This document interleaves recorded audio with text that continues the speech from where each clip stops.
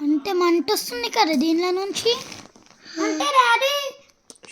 దీనిలో నుంచి మంటలు వస్తున్నాయి ఎందుకంటే గది డేంజర్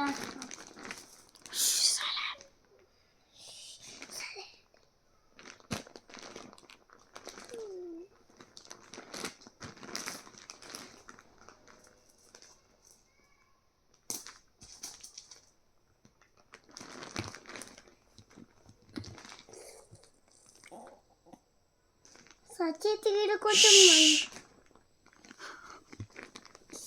డాడీ కూర్చుంటుండవు నా నెత్తి మీద